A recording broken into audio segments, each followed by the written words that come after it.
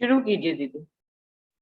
बोलो श्री प्राणनाथ प्यारे की जय। बोलो श्री सद्गुरु महाराज की जय। महबूब के खिलवत खाने में खिलवत की बातें होती हैं। महबूब के खिलवत खाने में खिलवत की बातें होती हैं। श्री राज रिझाते अंगना को अंगना श्री राज रिझाती है। श्री राज रिझाते अंगना को अंगना श्री राज रिझाती है। महबूब के खिलवत खाने में खिलवत की बातें होती हैं। अलमस्त रूहों के दिल में तो महबूब का इश्क़ जोश सदा। अलमस्त रूहों के दिल में तो महबूब का इश्क़ जोश सदा। पिया प्यार इन्हीं को करते हैं, ये प्यार पिया को करती हैं। पिया प्यार इन्हीं को करते हैं, ये प्यार पिया को करती हैं। महबूब के खिलवत खाने में खिलवत की बातें होती हैं। दिल हक का रूह के दिल अंदर, दिल रूह का हक के दिल में रहे। दिल हक का रूह के दिल अंदर, दिल रूह का हक के दिल में रहे। हक के दिल से ये रूह कभी बाहर नहीं आना चाहती है। हक के दिल से ये रूह कभी बाहर नहीं आना चाहती है। महबूब के खिलवत खाने में खिलवत की बातें होती हैं। श्री राज रिझाते अंगना को अंगना श्री राज रिझाती है। खिलवत खाने की बात बड़ी, जहाँ रस परस की लीला है।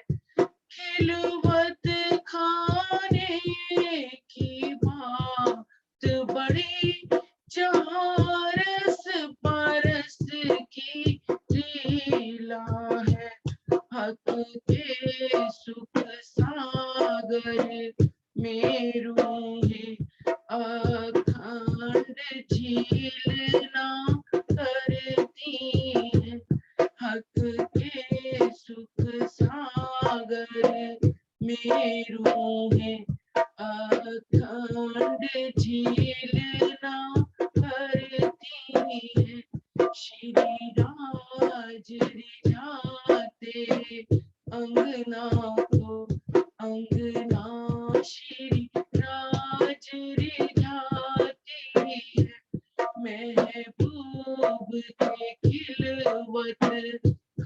जमाने में खिलवत की बातें होती है। बोलो श्री प्राणनाथ प्यारे की जय। बोलो बाबा दयाराम साहेब आपकी सदा ही जय। सब सुंदर साथ जी को प्रेम प्रणाम। प्रणाम प्रणाम जी रंजना दीदी। सभी सुंदर साथी को प्रेम प्रणाम। शुरू करते हैं सुंदर साथ जी।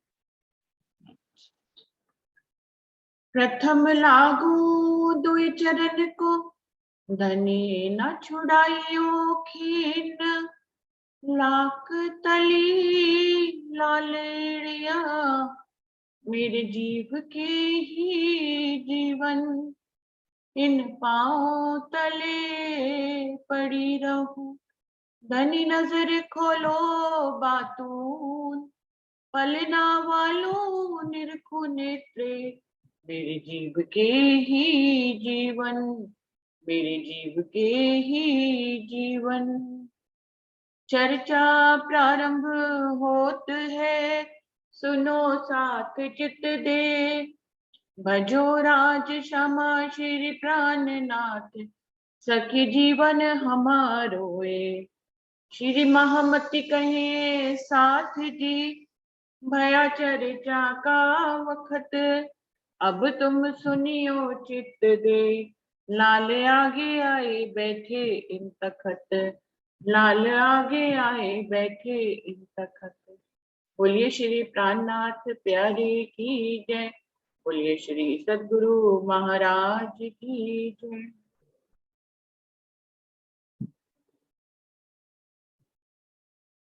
सुंदर साथ जी बीतक साहब वाणी के 58 प्रकरण पूरे हो गए थे। अभी 59 प्रकरण से हम लोग आगे बढ़ रहे हैं। ये गड़े की बीतक है।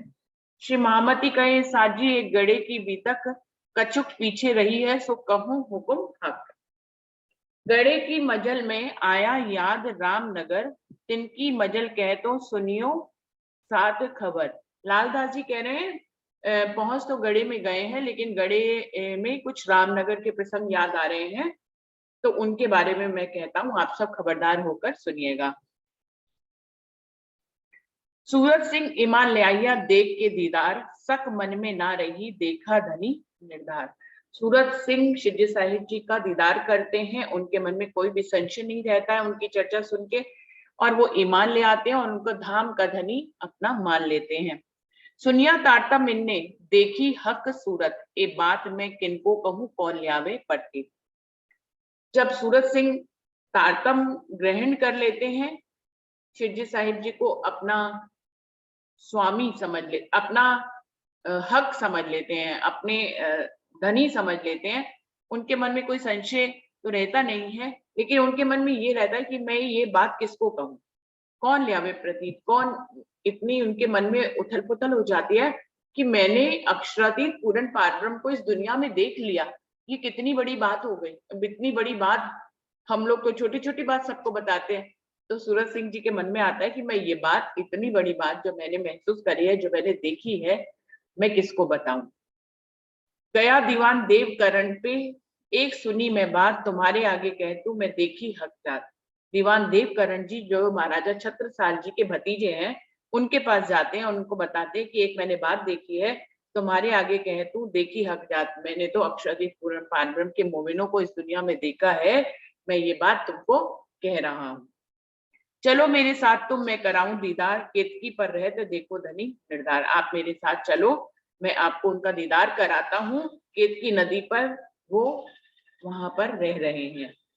ले आए दीवान देवकरण को देख के लगे कदम सक कछु न ले आइया सिर पर चढ़ाया हुकुम। दीवान देवकरण भी तुरंत ही उनकी बात मान जाते हैं और दर्शन करने के लिए आते हैं। जैसे शिवजी साहिब जी का दर्शन करते हैं, उनके चरणों में शीश नवाते हैं, उनके दिल में भी कोई संशय नहीं रहता है। धनी के हुक्म को सिर पर चढ़ा लेते हैं। थोड़ी चर्चा सुन के दिल की भागी सक मैं महाराजा से कहूं ओ ईमान ले आए बेशक। दीवान देवकरण शिवजी साहिब जी के मुखारबिंद से जब थोड़ी सी चर्चा सुनते हैं, थोड़ी सी चर्चा सुनने पर ही उनके दिल के संशय भाग जाते हैं और उनके मन में भी यही बात आती है कि अक्षरातीत पूर्ण पारब्रह्म को इस दुनिया में देखिए, अब ये बात मैं किससे कहूं। तो उनको ये लगता है कि मैं अपने चाचा महाराजा छत्रसाल जी से ये बात कहूंगा, निश्चित ही वो इनके ऊपर ईमान ले आएंगे। अब सेवा के साथी कहूं जो रामनगर में मोदी खाने की सेवा दई सो हुई पति राम से। लालदास जी कहते हैं क्योंकि यहाँ तक अब जमात बढ़ने लग गई थी, शिरडी साहिब जी के साथ बहुत बहुत सुंदर साथ अपना घर बार छोड़कर उनके साथ जागनी कार्य में उनके साथ चलने लग गए थे। अब इतने सारे सुंदर साथों, तो उनकी व्यवस्था, उनके खाने पीने की, उनकी रहने की, उनके वस्त्रों की, छोटी छोटी बहुत सी जरूरतें होती हैं, उन सब के लिए व्यवस्थाएं यहाँ से ही चालू हो गई, क्योंकि शिरडी साहिब जी पटना के बिल्कुल निकट है और बहुत से सुंदर साथ अब उनके साथ जमा हो गए हैं। तो उन सबकी हर तरह की व्यवस्थाओं के लिए कुछ प्रबंध किए गए थे। उन प्रबंधों के माध्यम से ही ये सारी इतनी सारी जमात को शिरडी साहिब जी लेकर सुचारू रूप से चल पाए और उनकी व्यवस्थाओं को ठीक ढंग से चला पाए। तो कह रहे हैं लालदास जी, अब मैं उन सेवा की साथियों की बात करता हूँ जिन्होंने कुछ ना कुछ सेवा अपने जिम्मेदारी में ले रखी थी और उसको संभाल रखी थी। उसमें सबसे पहले कह रहे हैं मोदी खाने की सेवा पतिराम जी को दी थी, यानी कि पूरा भंडार जो था, भंडार गृह जिसको कहते हैं, जहाँ हर सामग्री का को इकट्ठा किया जाता है, उस भंडार गृह की सेवा पतिराम जी को दी गई थी। केशव दास और जेनिती हुए शामिल पतिराम के, और जेनिती पानी पिलावत साथ की सेवा करिए। केशव दास और जेनिती भाई दोनों ही पतिराम जी के साथ उस भंडार गृह की सेवा में भी शामिल थे, लेकिन जेनिती दास जी की एक खास बात थी, वो पानी पिलाने की खास सेवा किया करते थे। बीतक में जब बस पैर की सेवा पूजा आएगी तो जेनिती भाई का नाम बहुत आएगा। वो जो है पानी पिलाने की सुंदर साथ को सेवा किया करते थे। कोई कहीं पे भी बैठा पानी मांगता था, जेनिती भाई पहुंचते थे और उनको पानी पिलाते थे। तो सुंदर साथ जी देखिए, इतनी बड़ी जमात में पानी पिलाने का काम जेनिती भाई करते थे।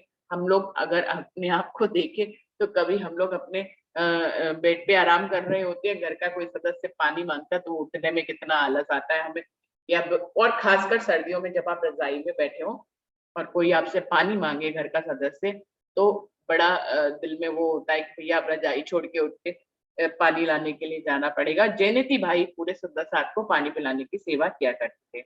हाट से सौदा लियावत इन समय गोकुल दास, कुल अख्तियार खान सामा को था गरीबदास खान।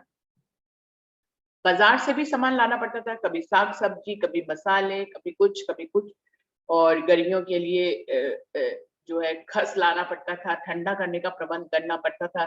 सर्दियों में गर्मी करने का प्रबंध किया जाता था। ना तो कूलर थे, ना पंखे थे, और ना ही उस समय अंगीठियां जला करती थी सर्दियों में। तो कह रहे हैं बाजार से जितना भी सामान लाने का काम था वो गोकुल दास जी किया करते थे, और खान सामा का यानी कि किचन का सारा काम गरीबदास जी देखा करते थे।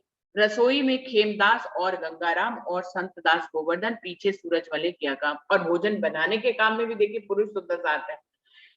खेमदास, गंगाराम, संतदास, गोवर्धन और फिर बाद में सूरजमल भी इसमें शामिल हो गए भोजन बनाने की सेवा में। स्त्रियां भोजन नहीं बनाती थी, पुरुष भोजन बनाया करते थे। इन सब पर दरोगा रहता वृंदावन, लकड़ी जंगल की टहल रहे बराड़ी सात सवन। और इन सभी अब तक जितनों के नाम लिए गए हैं, जितने व्यवस्थाएं की गई, इन सब के ऊपर देखभाल करने के लिए वृंदावन भाई थे, और जंगल से लकड़ी लाने का काम बराड़ के सुंदर साथ किया करते थे। गावने में रहते एजो निर्मल दास, तिन सेती शामिल रहे पाई भाई मुकुंद दास खास। और गाने की भी वहां पे वारियां थी, सब गाते थे, शिरडी साहिब जी को रिझाते थे।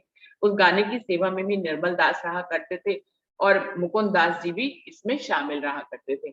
शिवबाई जी गावने में रहे संगोदावरी, बुआबाई हम्मो गावे सनंदे चौधरी। और ये मत समझिए कि बाई जी राज कोई सेवा नहीं करती थी, बाई जी राज भी गाने की सेवा में शामिल होती थी, और उनके साथ गोदावरी होती थी, बुआबाई होती थी, और हम्मो भी गाने में रहती थी। ये सब लोग मिलकर जो सनंदेश राजे महाराज ने अपनी मेहर से इस दुनिया में उतारी थी, उन सनंदों को बड़े लय और सुर ताल में गाती थी।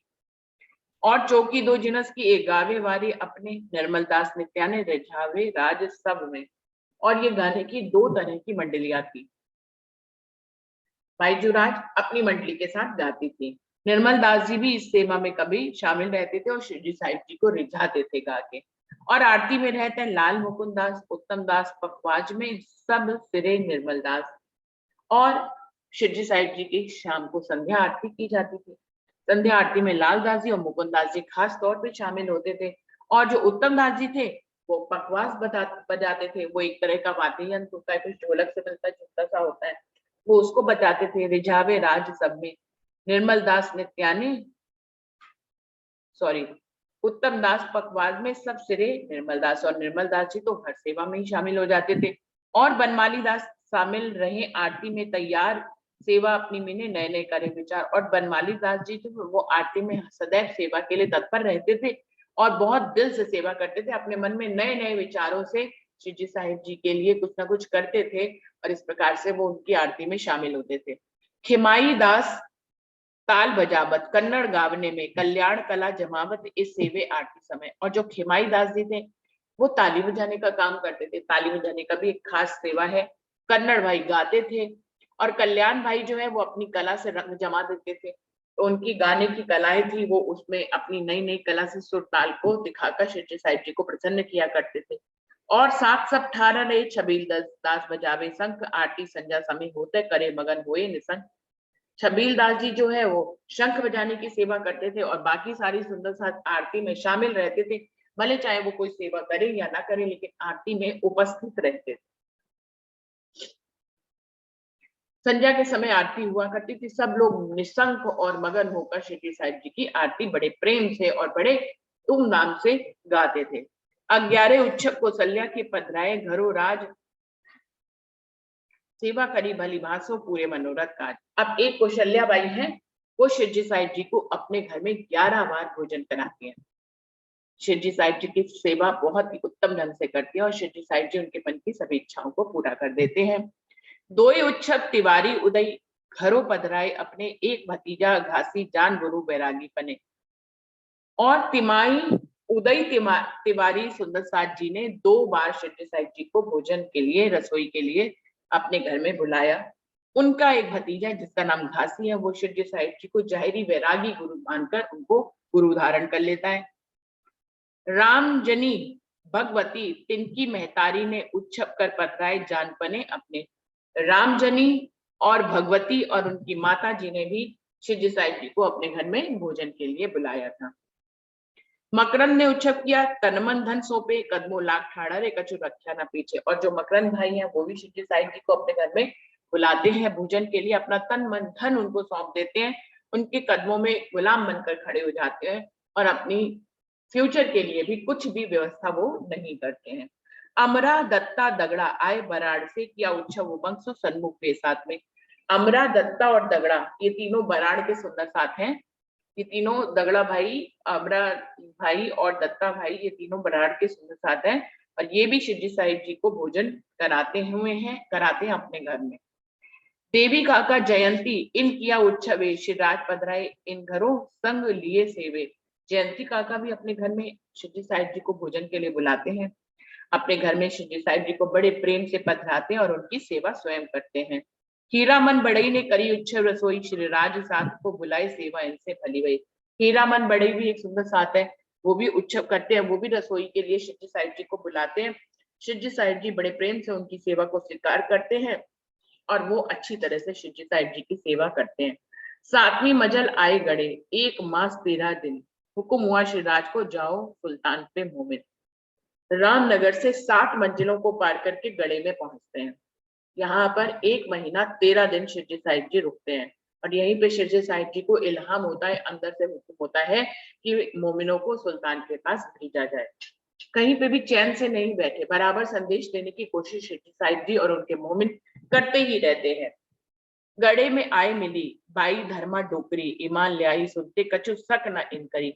गड़े में जब श्री जी साहिब जी पहुंच रहे थे तो रास्ते में उनको धर्मा डोकरी भी मिलती है, ये भी श्री जी साहिब जी के ऊपर ईमान ले आती है, उसके दिल में भी कोई संशय नहीं रहता है।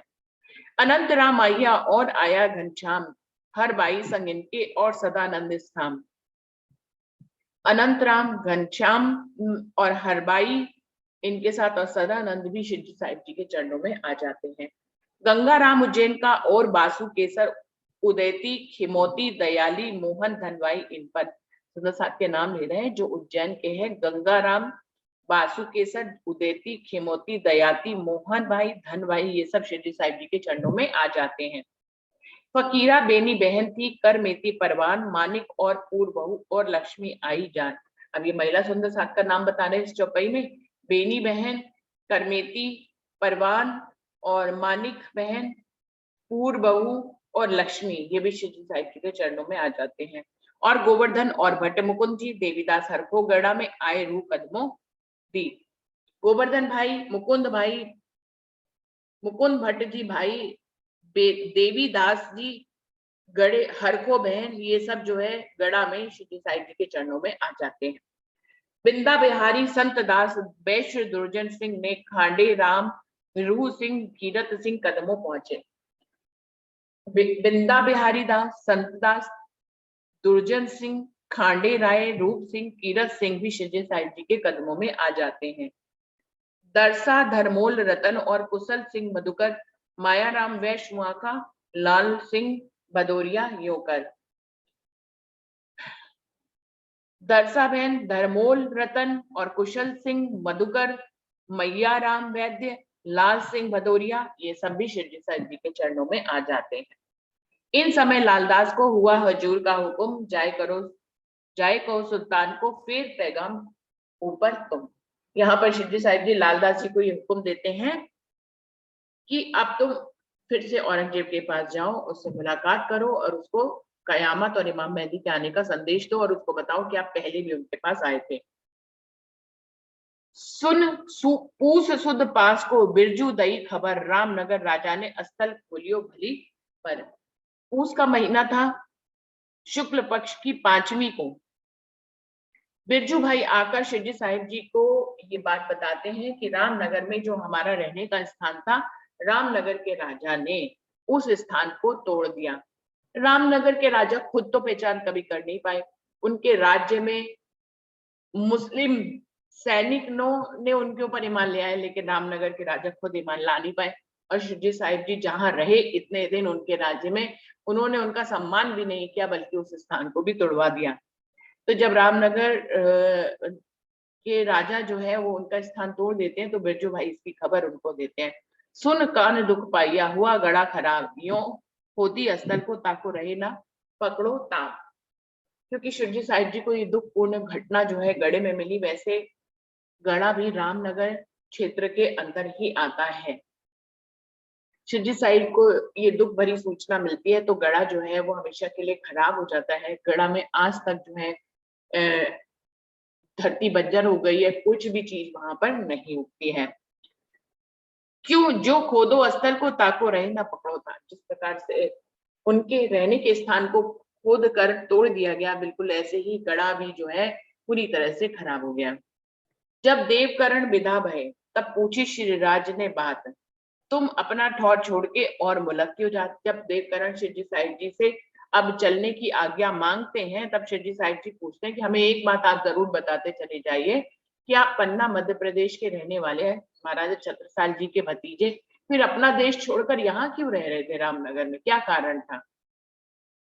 तब दीवाने एक बात पर आए रिसाए, तब से यहाँ रह गए वहां जाने ना पाए। दीवान देवकरण बताते हैं कि हम किसी बात पर परिवार वालों से नाराज हो गए और जब नाराज हो गए तो उनको छोड़कर यहाँ आ गए और जब यहाँ आ गए तो फिर कभी वापस ही नहीं गए, यहीं रह गए। इस तरह से हमारा यहाँ पर आना हो गया।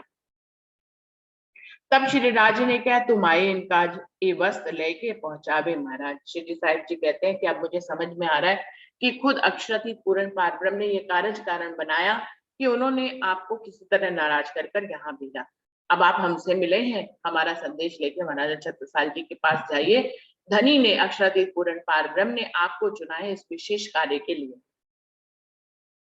हम सब राजा देखें पे काहू न देखा अंकुर, सकुंडल इन्हें परखी तो इनसे होती मचकूर। श्री साहिब जी कहते हैं हमने बहुत से राजाओं को संदेश भेजा, उनको जगाने की कोशिश करी, लेकिन कहीं पे भी परमधाम का अंकुर नहीं था, इसलिए वो लोग जागृत नहीं हो पाए। लेकिन महाराजा छत्रसाल जो है उनके अंदर शाकुंतल की आत्मा है और इनके अंदर परमधाम की आत्मा है, निश्चित ही हमारी बात सुनेंगे। तब लाल को हुक्म हुआ, तब जाए देखा कुरान, 16 सिपारे मिने मुंह से हारून का बयान। तब लालदास जी को हुक्म करते हैं शिवजी साहिब जी कुरान लाने के लिए, और कुरान को जब खोलते हैं तो उसमें 16वें सिपारे में मूसे और हारून का बयान लिखा हुआ होता है। तहां लिखा मूसे ने खुदाई सो करी अरज, मैं क्यों कर खड़ो लड़ो फैरून से, जो लो मेरी ना करो गरज। उस प्रसंग में ये लिखा था कि मूसा पैगंबर ने खुदा से ये विनती करी, ये अर्जी करी कि मैं फैरून से कैसे लड़ सकता हूं, जब तक आप मेरे लिए मेरा भाई मुझे नहीं देंगे, आप मेरे ऊपर ध्यान नहीं देंगे, मैं फैरून से कैसे युद्ध कर सकता हूँ। मैं फकीर वो बादशाह, मैं पहुंच न सकूं तिन, जो मेरा भाई दो मुझको तो लड़ो साथ मोमिन। वो कह रहे हैं कहा मैं फकीर, वो इतना बड़ा बादशाह, और मैं उस तक भला कैसे पहुंच सकता हूँ। आप मेरा भाई मुझे दो तो मैं अपने मोमिनों की खातिर उससे युद्ध छेड़ सकता हूँ। तब खुदाई ने दिया मूसे को भाई हारून, फैरून का ना चले कर ना सके को। तब खुदा उनकी अर्जी को कबूल कर लेते हैं और उनको मूसा पैगंबर को हारून देते हैं। हारून जो है महाराजा छत्रसाल जी हैं, मूसा पैगंबर शिरडी साहिब जी हैं, और फैरून औरंगजेब हैं इस किस्से में। तो ऊपर से एक तो उनको उनका भाई हैरून दे देते हैं, महाराजा छत्रसाल जी देते हैं, ऊपर से ये आशीर्वाद भी देते हैं कि आज के बाद फैरून का कुछ नहीं चलेगा और वो कोई खून भी नहीं कर पाएगा। ए आयत राज को दिखाई लालदास, आपन को एक राजा मिले सो चाहिए मोमिन खास। लालदास जी ये आयत श्री साहिब जी को दिखाते हैं कि निश्चित ही हमें कोई राजा मिलने वाला है, जिसके मिलने पर वो परमधाम का खास मोमिन होगा, और जब वो मिलेंगे तो हम औरंगजेब से युद्ध कर पाएंगे। ये विचार करते लाल रया लश्कर से, चरणदास करीबदास पहुंचाए लश्कर में। ये वार्तालाप जब हो रही थी तो उस समय ऐसा विचार आया कि लालदास जी को पैगाम पहुंचाने नहीं जाना चाहिए, बल्कि गरीबदास जी और चरणदास जी पैगाम पहुंचाने के लिए जाते हैं। धर्मा मिली लाल को राह में जाते, तुम्हारी बात देव जी ने करी 36 साल आगे। धर्माबाई उनको मिलती हैं रास्ते में और कहती हैं कि आपकी बात महाराजा छत्रसाल जी के आगे देवकरण जी ने कर दी है। अब देव जी पास पठाए संत दास धर्मदास, पाती लिख पहुंचाई कईयो संदेशों खास। श्री साहिब जी को ये बहुत ही बड़ी खुशखबरी लगती है कि महाराजा छत्रसाल जी तक हमारा पैगाम पहुंच गया है। तो वो देवकरण जी के पीछे पीछे ही देवजी भाई को, संतराम को, धर्मदास जी को एक पत्री लिखकर संदेशे के रूप में उनके पास भेज देते हैं। फिर अगरिये से भेजे लाल उत्तम जीवन और गोविंद दास को भेजे ऊपर मोमिन। और फिर उसके बाद अगरिया तक जब पहुंच जाते हैं, वहां से लाल दास जी, उत्तम दास जी और गोविंद दास जी को भी देवकरण जी के पास भेज देते हैं। बूढ़ी बूढ़ा मो आई कमलावती रतन, राघव दास रेवा दास इब चारों मिल मोमिन। बूढ़ा बूढ़ी गांव था जहाँ के कुछ सुंदर साथ जैसे कमलावती, रतनबाई, राघव दास, रेवा दास, ये सब जो है शिवजी साहिब जी के चरणों में आ जाते हैं। लखी राम ने अपने लिखवाए नाम अपना, मैं तुम्हारे साथ आऊं, मैं जहान माना सुपना। लकी राम जी जो है पन्ना में अपना नाम शिवजी साहिब जी के चरणों में लिखाते हैं कि मैं अब आज के बाद आपके साथ ही रहूंगा, मेरे को ये सपना है, ये दुनिया एक सपना है, ये मुझे एहसास हो गया है, और मैं जो है इस खेल को अब छोड़ते हुए आपके चरणों में ही आ जाना चाहता हूँ। रामदास ने उच्छक किया मिने रहमत तर, तिने कया मैं हूं तुम्हारा जुग सुपना दिया कर। रामदास जी भी एक उच्छब शिवजी साहिब जी को रसोई के लिए बुलाते हैं। उनकी मेहर से रामदास जी को ये ब्रह्मांड जो है वो सपने के समान प्रतीत होने लग जाता है और उनको अपना स्थान, सही स्थान और उत्तम स्थान समझ में आता है। संतावरी दीपा मिली गोकुल दास की माँ, 11 दिन बिलहरी रहे सब चले हुए जमा। गोकुल दास जी की संतावरी दीपा भी यहाँ पर मिल जाती है, गोदावरी दास जी की माँ भी शामिल हो जाती हैं, और 11 दिन शिवजी साहिब जी बिलहरी में रुकते हैं। यहाँ पर ही ये सारे सुंदर साथ इनके चरणों में आते हैं, सब चले हुए जमा। इस प्रकार से शिवजी साहिब जी के साथ सब शामिल हो जाते हैं। तो बिलहरी के संतावरी दीपा गोकुल दास जी की माँ, ये सब नित्यानंद संप्रदाय में शामिल हो जाते हैं। शिमामती कहे मोमिनो, एक गड़ा की भी तक आगे कहूं पढ़ना की जो है हुकुम हक। शिमामती जी कहते हैं मेरे परमधाम के मोमिनो, ये मैंने आपको गड़ा की भी तक सुनाई है, अब कहूं पन्ना की जो है हुकुम हक। अब मैं आगे पन्ना आपको ले चलूंगा, पन्ना की भी तक बताऊंगा, धनी का ऐसा ही हुक्म मेरे ऊपर हो रहा है। तो यहाँ पर सुंदर साथ जी 59 प्रकरण पूरा होता है। 3356 चौपाई भी पूरी हो गई है और चौपाई को यहीं पर दोहरा देते हैं, समय भी कम रह गया है। श्री महामती कहे ए मोमिनो ए गणा की बीतक, आगे कहूँ पर ना की, जो है हुक्म हाक, जो है हुक्म हाक। बोलिए श्री प्राणनाथ प्यारे की जय, बोलिए श्री सद्गुरु महाराज की जय, सर्व सुंदर साथ की जय। प्रणाम जी, सभी सुंदर साथ जी को प्रेम प्रणाम जी। प्रणाम जी। प्रणाम जी, प्रणाम जी, प्रणाम जी। प्रणाम जी। प्रणाम जी, सभी सुबह जी को प्रणाम जी। प्रणाम जी, प्रणाम जी, प्रणाम जी सुंदर जी। प्रणाम जी, प्रणाम जी, सुंदर साथ जी के चरणों में प्रणाम। प्रणाम जी, गोविंद भाई जी प्रणाम जी, सभी सुंदर साथ जी को प्रणाम। प्रणाम जी, प्रणाम जी, अन्ना दीदी, काल प्रणाम जी। शारदा भाभी, सभी को प्रणाम। चलो सुंदर साथ जी दूसरी बैठक की सुंदर तरफ साथ को चलते हैं। प्रणाम। हाँ जी।